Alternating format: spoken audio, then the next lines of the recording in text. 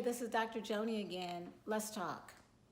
What frequently happens in my clinic when we have a patient come through and they've come to see us because things are not going well in school or at home or whatever the issue may be, we go through that extensive assessment process and lo and behold, we figure out that they have a learning disability or they have ADHD or they have autism. I would say 80% of the time, I'll have a parent come up to me afterwards and say, do you know what? I think after going through this process, I may have what my child has, but I'm not sure what it is that I need to do about it. Should I be evaluated or should I just let it go?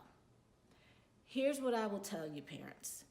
If we have diagnosed your child with a neurodevelopmental issue like ADHD or autism or a learning issue, there is a good chance that you may in fact have what your child has. Those things tend to run in families. There is a genetic basis underlying most of them. I would not assume, parent, that just because it sounds like you have what your child has, that that's good enough. We can and we should and we do evaluate adults all day, every day. And if you're concerned that you may have what your child has, I think it's important for you to be evaluated. Now, parents will often say to me, well, I'm 40, I'm 50, I'm 35, I have a good job. What's the point? Well, the point is that you're thinking that there may be something going on. The point is that you're probably thinking, maybe I could have a better job. Maybe I could have a better relationship with my spouse. Maybe I'd still have my spouse if I knew what was going on. Maybe I could get accommodations at work and not have to continue to go to those meetings that drive me crazy.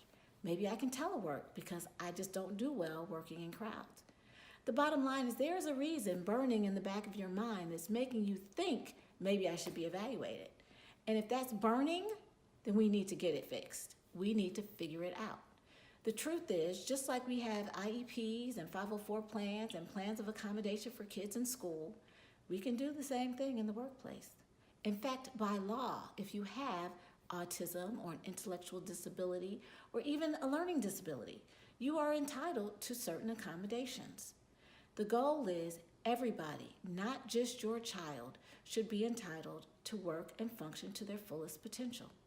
More importantly, and I'm going to let this one marinate with you for a minute, sometimes parents find that they really can't help their child until they help themselves.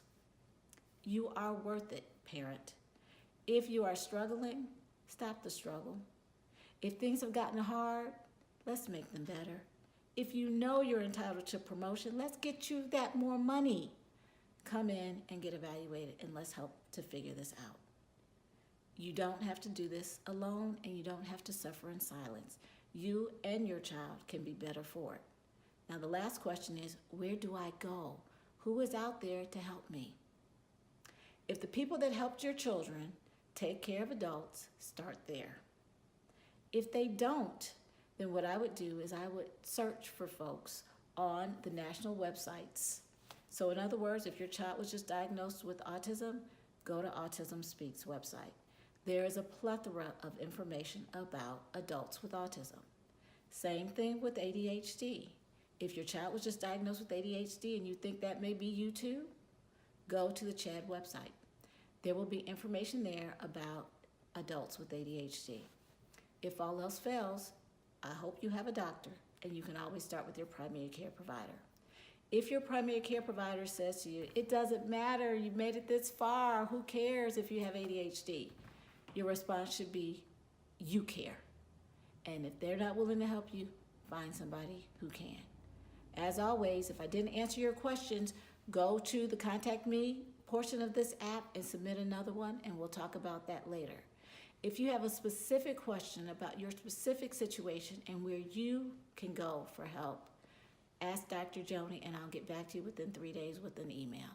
Again, I cannot offer medical advice on the Dr. Joni portion of this app, but I can give you some more targeted information that might help you to find the answers to your specific questions. It's a pleasure to talk to you, and I look forward to our next opportunity to talk.